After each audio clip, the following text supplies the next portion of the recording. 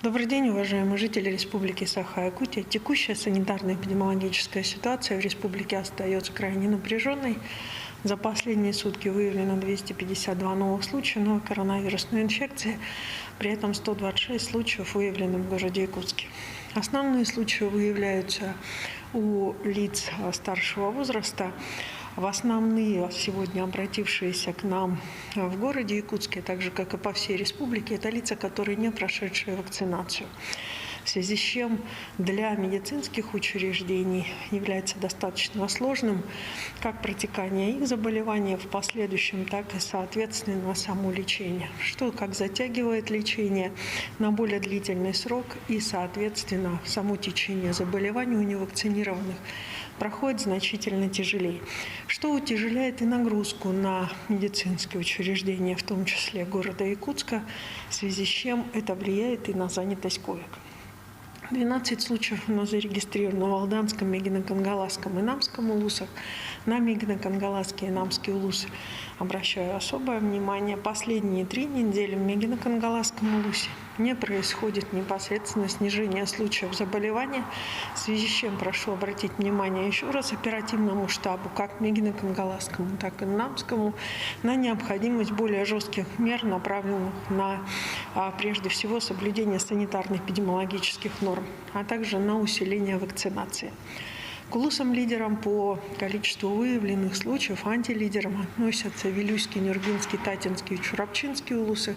Необходимо обратить внимание, что у них зарегистрировано по 8 случаев. Но проблема этих случаев заключается в том, что они зарегистрированы в отдаленных населенных пунктах, в связи с чем достаточно сложно сегодня на базе действующих врачебных амбулаторий, фельдшерско-акушерских пунктов осуществлять и, соответственно, оказание медицинской помощи.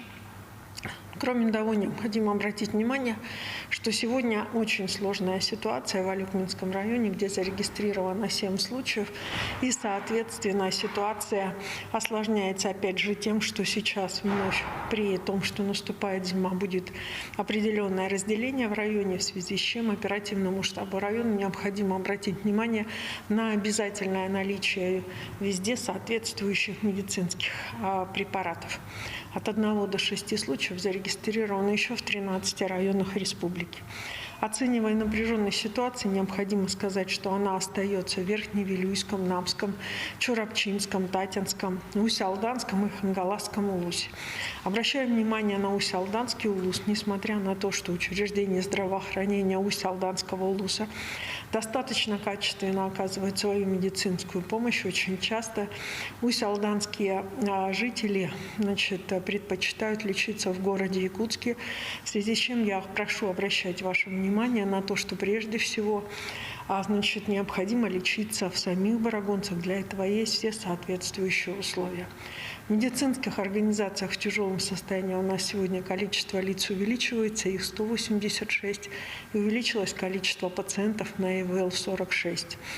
Необходимо обратить внимание, что мы увеличили койки с ИВЛом.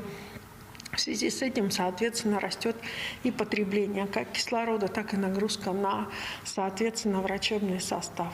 Медицинские организации, как уже не раз обращал внимание глава Республики Саха-Якутия, работает в достаточно сейчас самых сложнейших условиях.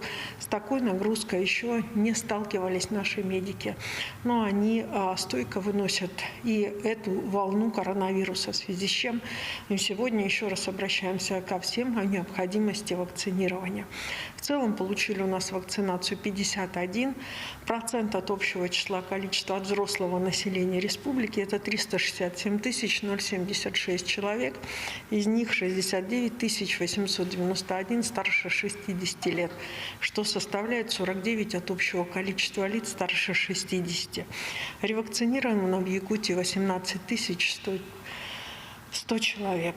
В соответствии с указом главы Республики Саха-Якутия ревакцинация является Рекомендовано соответствующим лицам, которые прошли либо вакцинирование по истечении 6 месяцев, либо перенесли заболевание. Уважаемые жители Республики Саха-Якутия, мы видели с вами ситуацию, которая происходила в ночь с субботы на воскресенье в городе Якутске, тогда как при открытии ряда увеселительных заведений, соответственно, было большое количество народа, в связи с чем органами внутренних дел и административными комиссиями, соответственно, принимаются меры административного воздействия на данные учреждения и организаторов, а также на лиц, участвующих в подобного рода мероприятиях. Еще раз обращаю ваше внимание, что с 20 числа вход во все культурные учреждения города Якутска осуществляется посредством QR-кодов.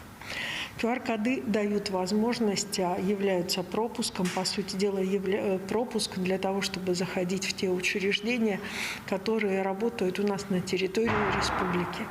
QR-коды имеют граждане, которые прошли вакцинацию, либо переболели.